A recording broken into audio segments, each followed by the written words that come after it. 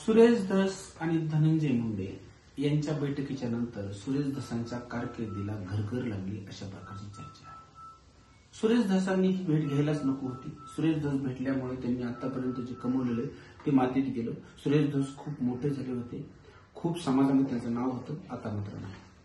अशा प्रकारची चर्चा तुम्ही मी आणि आम्ही सर्वांनी ऐकलेली आहे. मुळात सुरेश धस यांच्या एखाद्या मंत्र्यासोबतच्या भेटीनंतर एखाद्या नेत्याची किंवा सुरेश धस यांची कारकीर्द संपावी अशा प्रकारचा निर्वाणीचा निर्णय दिला कोणी? पण सुरेश धस कुठल्या नेतृत्वाला भेटू शकत नाहीत का?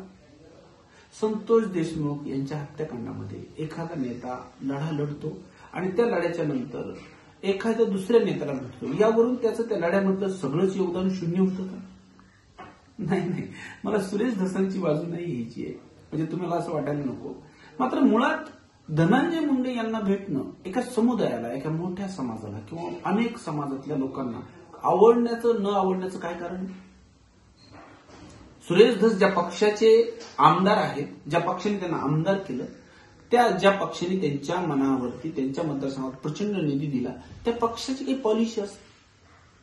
धनंजय मुंडे ज्या सरकारचे मंत्री आहेत, त्या सरकार पक्षाचे सुरेश धस हे आमदार आहेत, भेटू शकतात.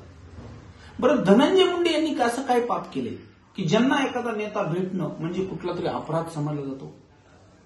बरं, अशा प्रकारच्या भेटीचा जो अन्वयार्थ काढताना मीडिया, समाज माध्यम आणि आम्ही सगळेच जण जेवढे उत्सुक असतो या सगळ्या प्रकरणाचा आणि संतोष देशमुख यांच्या हत्यामधील आरोपींना शिक्षा देण्याच्या प्रक्रियेचा काय संबंध? मुळात सुरुवातीपासून धनंजय मुंडे किंवा या सगळ्या प्रक्रियेमध्ये ज्या पद्धतीचे वक्तव्य होतात याचा आणि त्या हत्याकांडाचा काय संबंध? संतोष देशमुख यांची हत्या करणाऱ्या लोकांना फाशी देणे, यांना शिक्षा मिळवून देणे, या प्रक्रियेमध्ये आम्ही किती व्यक्त होतो आणि राजकीय घटनांमध्ये किती व्यक्त होतो? सुरेश धस आणि धनंजय मुंडे भेटले, सिर्फ संतोष देशमुख हत्याकांडावर काय परिणाम या घटनेचा? तो तपास वेगळा, त्याचं चार्जशीट करणारी पोलीस यंत्रणा वेगळी, त्याच्यामधले आरोपी अटकेत आहेत, या संदर्भातली सगळी कायदेशीर कारवाई न्यायालयीन प्रक्रियेमधून होणार आहे. या दोन राजकीय नेते भेटले म्हणजे काहीतरी मोठा अपराध झाला या पद्धतीने समाज जो व्यक्त होतोय ना, मला असं वाटतं ते चुकीचं आहे.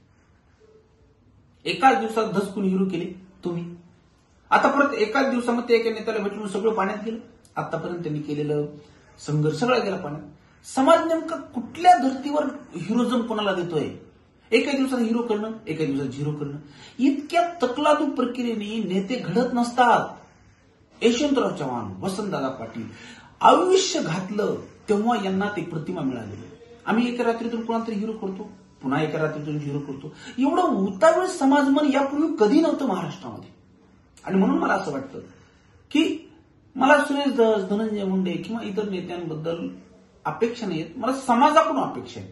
त्यांच्याबद्दलच्या वेगळ्या अपेक्षा असतील माझ्या, पण समाजाने इतकं उतळ का व्हावं, एवढं उतावीळ का व्हावं? संपले सुरेश धस, संपले आता. अरे कशामुळे असं नसतं राजा हो राजकारणामध्ये. आणि आता सुरेश धस चुकले, आता त्यांना विरोधात बोला, नाही त्यांना बिलकुल संधी देऊ नका, आणि मग सगळेजण त्याच्यात तुटून पडले. जे सुरेश धसांचं कौतुक करत होते, जे सुरेश धसांना हिरो म्हणत होते, ती लोक सुरेश धसांना केवळ झिरो नाही विलनच्या रूपामध्ये मांडू लागले. धसकडो आता खसपट बनलं. अरे कशासाठी हे सगळं? एवढं उतावीळपणाने तुम्ही कुठल्याही नेतृत्वाच्या संदर्भामध्ये कुठलाही धोरणात्मक निर्णय घेऊ शकत नाही. सुरेश धस असतील, धनंजय मुंडे असतील, हे नेते, हे नेतृत्व, हा राजकीय प्रवास एका दिवसाचा नसतो.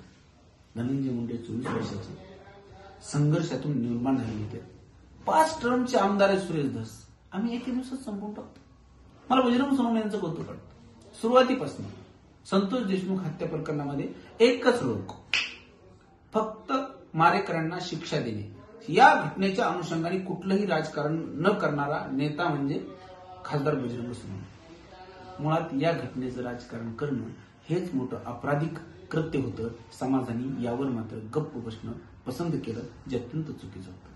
संतोष देशमुख यांच्या हत्या करणाऱ्या आरोपींना शिक्षा मिळवून देणे या हेतूच्या बाजूला जाऊन अनेकांनी या प्रकरणामध्ये राजकारण केलं, अर्थकारण केलं आणि समाजकारण सुद्धा. मला असं वाटतं समाजाने पुन्हा एकदा विचार केला पाहिजे, आम्ही कुणाला रात्रीतून हिरो करतो, कुणाला रात्रीतून झिरो करतो आणि का करतो. धन्यवाद. मी भागवत तावरे, अस्सल धडाकेबाज या YouTube चॅनलवरती अगदी परखड आणि सटीक विश्लेषण करण्यासाठी आम्ही नेहमी तुमच्यासोबत असू, तुम्ही आमच्यासोबत असा. धन्यवाद.